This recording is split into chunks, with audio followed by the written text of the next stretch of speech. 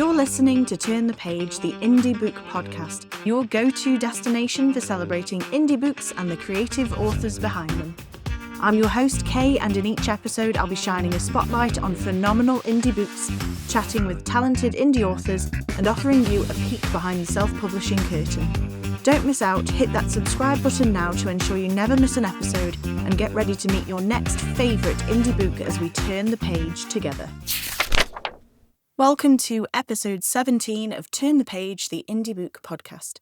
First off, I just want to say a huge thank you to absolutely everyone who tuned into episode 16, where I chatted with the wonderful Ira Ribbon about her fantasy book, The Demon of Elderstay. This is our most listened to episode ever on YouTube, which has just blown me away, and Ira too. So I hope you've all been reading her wonderful book or listening to the audiobook, which is out now. Apologies also for the lack of episodes last month, but we are back now with a jam-packed episode today covering all sorts of things from what I've been reading to some important news about indie books and a lovely treat I received from one of our previous guests. I'll also be revealing our next indie author guest, so do stay tuned for that. But as always, before we get into all of that, don't forget to hit subscribe on whatever platform you're listening on so you never miss an episode. And if you enjoy the show, please consider recommending it to your book-loving friends. Okay, let's get comfy, crack open those TBR trackers, and let's dive into today's episode. So just a quick update from my writing cave before we get into the good stuff. I was really surprised and very happy to discover that my fantasy short story collection Spellbound had received a really lovely review over on Goodreads. I don't really hang out there much anymore, but I did happen to stumble on a review left by a reader back in February. It was so sweet, and to read that I'm an author that they'll be keeping an eye on, which is a direct quote, hopefully in a good way and not in a Joe Goldberg way. It was just so humbling, and the little girl who used to dream of being a writer someday really shed a tear over this review, so thank you to that lovely reader. If you would like to read Spellbound, it's a collection of 10 super short fantasy stories and flash fiction. You'll find everything from vampires and werewolves to supernatural speed dating and Christmas in the underworld. It's 99 pence, or roughly 99 cents, I think, pretty much everywhere now. It's available in ebook only, just because it's really, really short. But if you'd like to check out what I do and you have sort of an hour-ish to spare, I'd love for you to check that out. I am continuing to work away on editing my paranormal romance novel, which I'm still hoping to release later this year, so more on that as soon as I can. For now, though, you won't find me on social media a huge amount, as I'm just trying to focus on writing alongside podcasting, work, family life, and raising the puppy. I have also restarted my blog, though, so feel free to check that out if you'd like. I post probably once a month or so there's currently a poll up that you can vote on for your favourite paranormal creature. You can find that at kmweston.com, so that's KAYMWESTON.com. I'll have the link for you in the show notes. This is the part of the podcast where I like to talk about some topical news, if there is any. And actually, since the last episode, there's been some pretty big news that's going to affect both indie authors and indie book readers. The two biggest things are centred around buying books.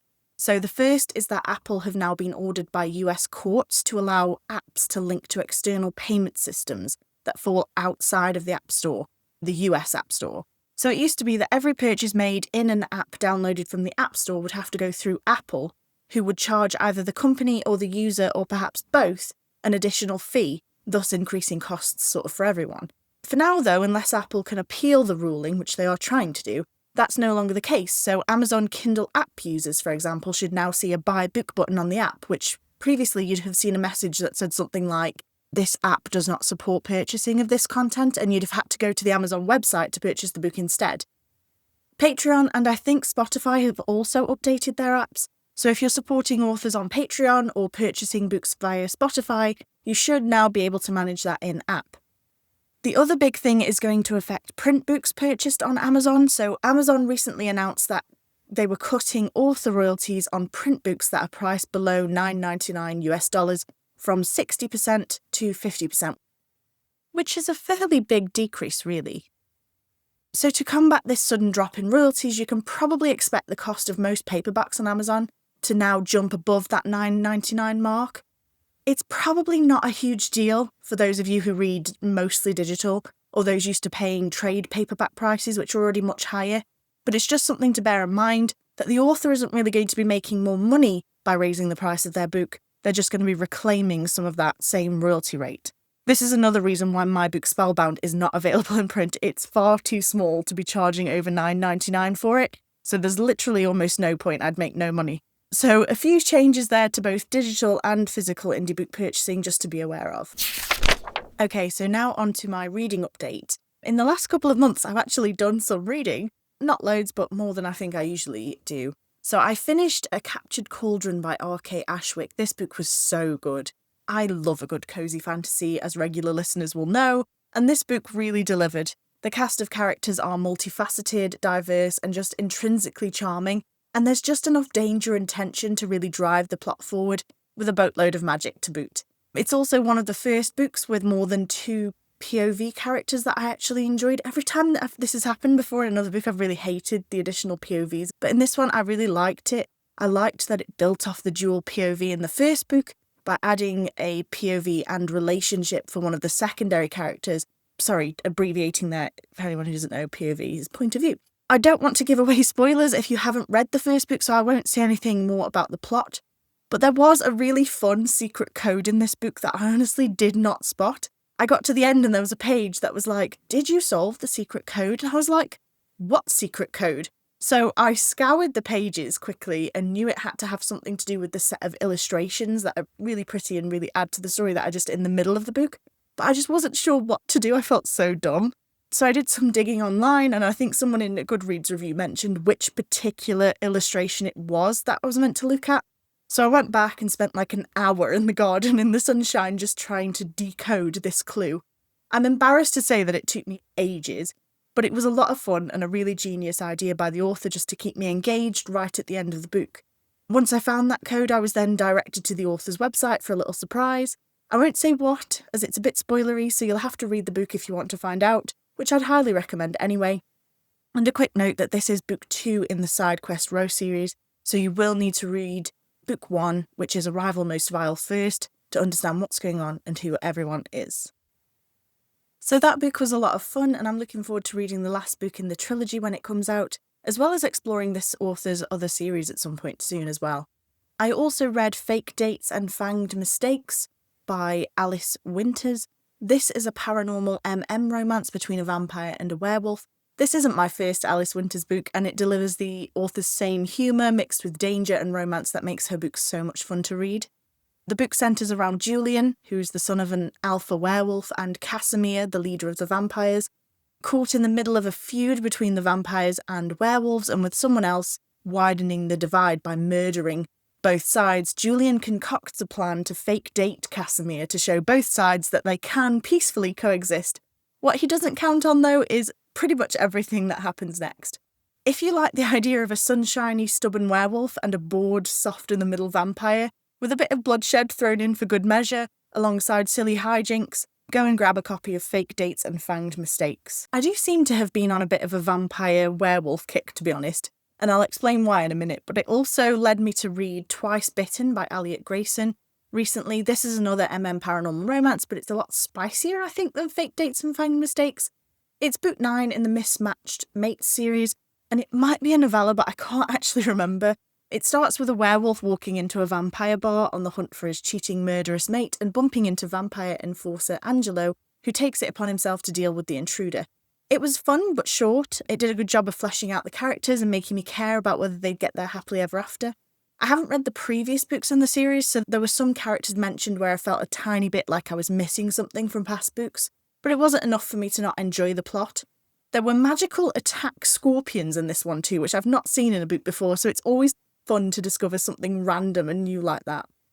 So, on to the reason why I've been on a vampire werewolf kick. It's all because of a book I read years and years ago on Wattpad. The book was Bite Me by Alicia Wallace, and I remember loving it way back when, though I haven't read it since 2019, I think it was. I reviewed it back then on my old book review blog, Mindless Shelf, if you want to check it out there. It is still live. But anyway, it popped back into my brain because I was scrolling Instagram and an ad popped up for Webtoon featuring this graphic novel called Love Bites. And as I'm watching the ad, I'm like, this storyline seems so familiar. And the reason for that, obviously, is that Love Bites is an adaptation of Bite Me by Alicia Wallace. So it's really no surprise that it seems so familiar since I'd already read the story. I was sort of intrigued to see it in graphic novel format though, so I joined Webtoon and read however many episodes were available, and I just wanted more, but I didn't want YA. I wanted sort of adult romance. So that's what I went searching for. And it's basically what I've spent my time mostly reading since the last episode.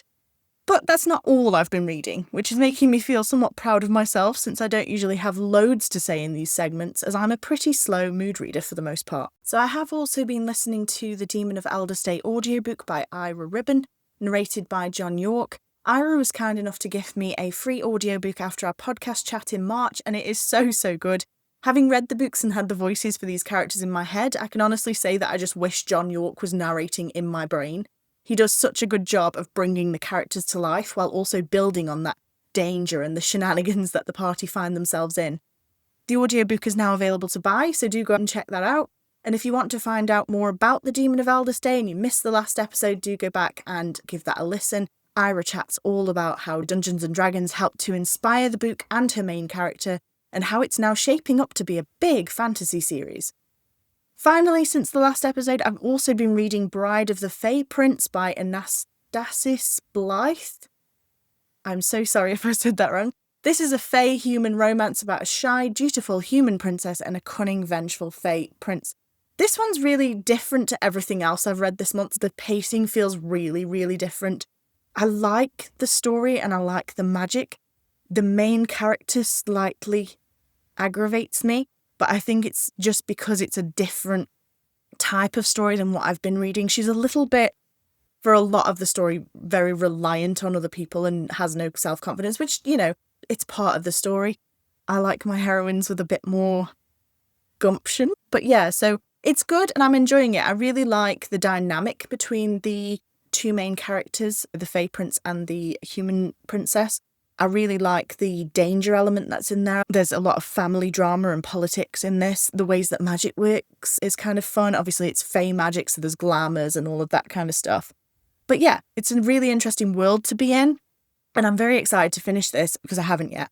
I'm most of the way through it. I want to see how it ends. And I'm excited to read book 2 because I've already read the synopsis for book 2 and that sounds really good as well. So yeah, different story. It's definitely not, so far, not spicy at all. So it's a much more clean fantasy romance. I would say it was probably, I think, either young adult or new adult as well. So again, like I said, completely different kind of story to what I've been reading this month. And I think that's what threw me off a little bit just at the start. But yeah, very much enjoying that Bride of the Fae Prince by Anastasis Blythe. I will get it right at some point. As well as reading a fair bit this month, I've also added some fantastic new indie books to my TBR that I wanted to share with you. First up, I managed to catch the Indieverse group book sale on the last day that it ran last month because I always leave things to last minute. But I did manage to grab a ton of ebook bargains. I can't go through all of them or I'd be here all day, but there are a few that I just wanted to mention because I'm really excited to dive into them. The first one is The Dark Friars by Ryan J. Hamshaw. This is the first book in an LGBT young adult fantasy series. It centres around 17-year-old Liam O'Connor, who dreams of a student's murder only to find out, I think, that it's actually happened. This sounds really spooky and packed with dark magic, so I'm really looking forward to this one. It's also nominated for the Indieverse Book of the Year category. Scars Like Wings by Chelsea J. Leon was another that really stuck out to me. This is a lesbian fantasy romance about a character named Bird Pierce, a young woman who lives in a magical library. That was literally enough to sell me on the story. Add in then dragons, which is a plus-size main character and a sapphic romance, and I am all in. So Scars Like Wings is also nominated for Best Book Cover, and it is seriously pretty, so do go and check that one out. An Appreciation of Cats by Des DeVivo is a dual POV slow burn romance. The reviews for this promise a wholesome, no-spice book about finding love in later life, as a retiring veterinarian worries about his health and future. Honestly, I was drawn to this one at the mention of cats, but the story sounds really sweet and I'm looking forward to reading it. Really are so many great books up for awards in this year's Indieverse Awards, so do go and check them out. Get involved by reading as many as you want to, and then vote for your favourites in November. There's actually a fun Indieverse Awards reading challenge happening on Storygraph to help you track the nominated books that you've read. Okay, I've still got lots more to get through, so I will move on. I decided to cancel my Butterfly Book Club subscription this month. It was purely a financial decision, as raising a large breed puppy who everyone is joking looks like a small horse at just 4.5 months old. It's terrifying. is a tad more expensive than I anticipated, so I had to budget, and sadly the book box just had to go for now. I did, however, receive a final box in April, which was a duology, so 2 books in one. The 2 books were Speak of the Demon and Dance with the Demon by Stacey Stark, and are books 1 and 2 of the Deals with Demons series. This is a paranormal urban fantasy with lots of magic, mystery, and danger. I haven't read the books yet, but I love the back-to-front design, with each individual story taking up half of the book.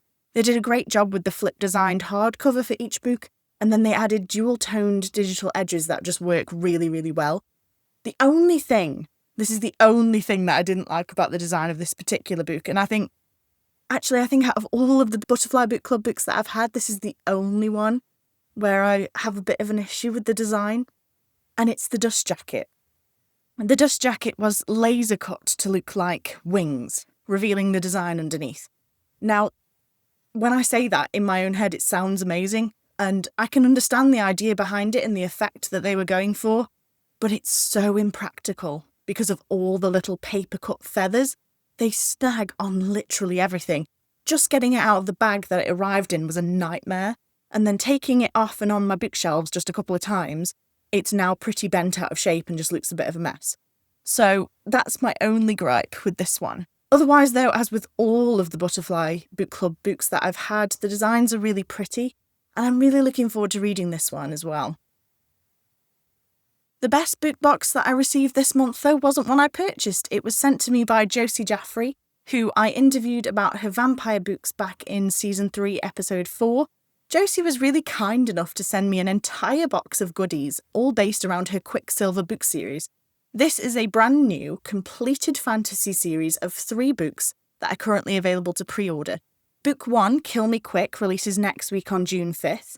Book 2, A Quick Study, will be available in July. And Book 3, Quick and the Dead, will release in September.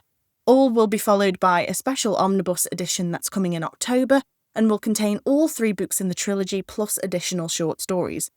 The box I received from Josie was insanely cool, as well as a copy of the omnibus edition of all 3 stories and the short story collection. There were tons of goodies, including a custom deck of playing cards featuring many of Josie's characters. It was so cool to see Jack Valentine in there, who was my favourite character from Josie's Mayday book. There were also art cards and a bookmark, a signed book plate, a cute pin badge of the Quicksilver design from the book cover. There was also a bloody bath bomb, which was rose-scented, of course, and a bleeding candle, which I have yet to try, and I can't wait. I've never had a bleeding candle before.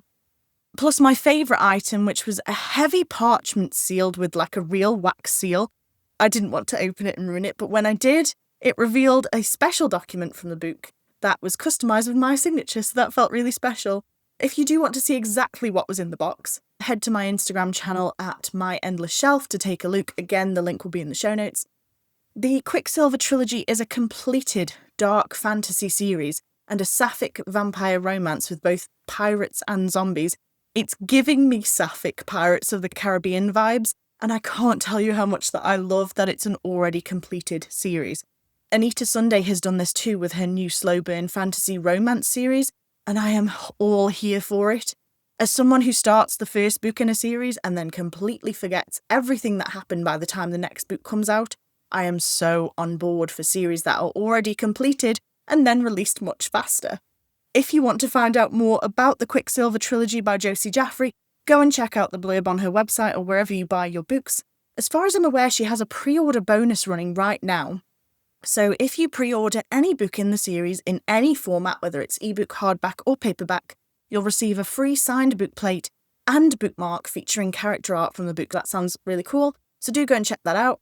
Thank you again to Josie for the lovely box and for the book, which I'm really excited to read.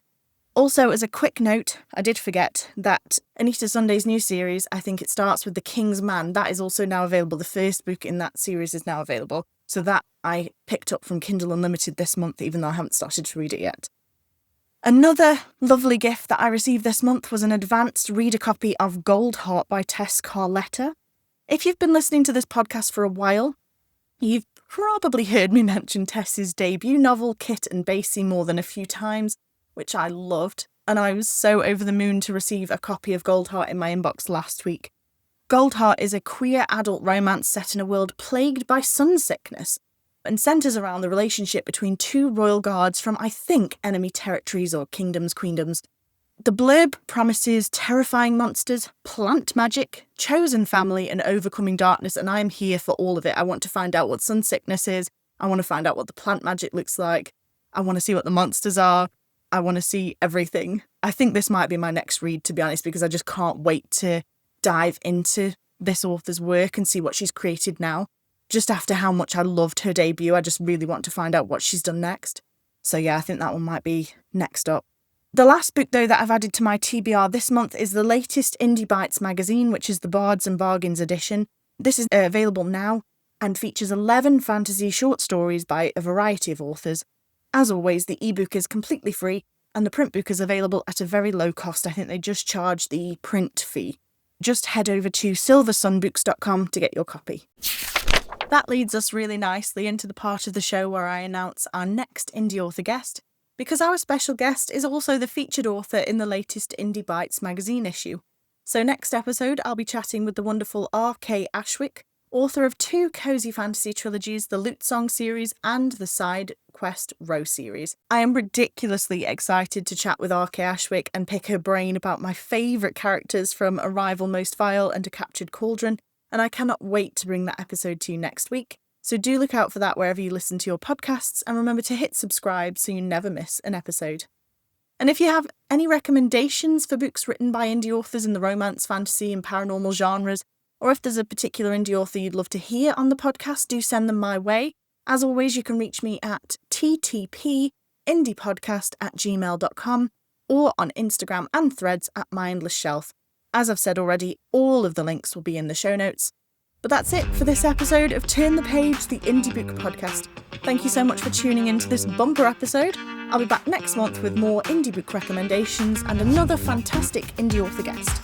Until next time, happy reading and keep turning the page.